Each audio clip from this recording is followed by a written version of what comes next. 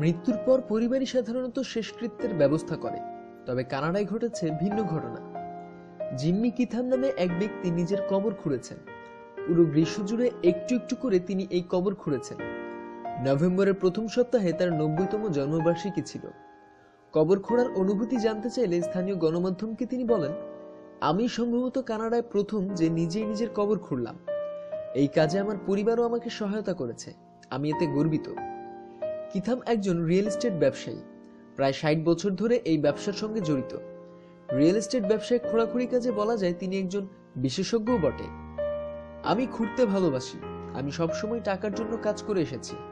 এটা দেখার বিষয় না যে ওরা আমাকে কি খোঁড়াতে চায়। নিজের কর্ম সম্পর্কে সিবিসি নিউজকে এভাবেই বলছিলেন তিনি। কবর খোঁড়ার পরিকল্পনা সম্পর্কে তিনি বলেন, কয়েক বছর আগে ভেবেছিলাম আমি যদি 90 বছর বেঁচে থাকি তবে আমি নিজেই নিজের কবর খুঁড়ব। স্থানীয় গণমাধ্যম বলছে, কিথাম যখন কবর খুঁড়ে তখন তার 7 সন্তানই সেসব দেখেছে। এটা গুরুত্বপূর্ণ যে পুরো পরিবারই তার সঙ্গে ছিল। তিনি প্রতিদিন সন্ধ্যা 6টায় কবরস্থানে যেতেন, কিছুক্ষণ কবরে কাজ করে আবার ফিরে আসতেন। কিথাম জানান, এটা একদিক দিয়ে ভালো যে তার শেষকৃত্যের জন্য অন্য কাউকে ডাকতে হলো না। আমি আমার কবর খুঁড়ে রাখলাম।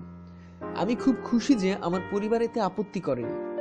কিথামের ছেলে জানায়, কবর খোঁড়ার পর এখন একটা পাতলা লেয়ার দিয়ে সেটাকে ঢেকে রেখেছেন কিথাম। এরপর একটা পাইন বক্স কবরের ফুটোতে রাখেন।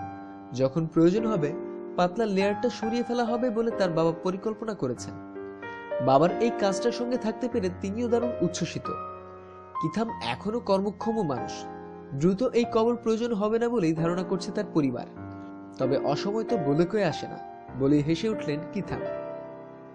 পৃথিবীর রকমারি খোঁজ খবরের জন্য সাবস্ক্রাইব করুন। ধন্যবাদ।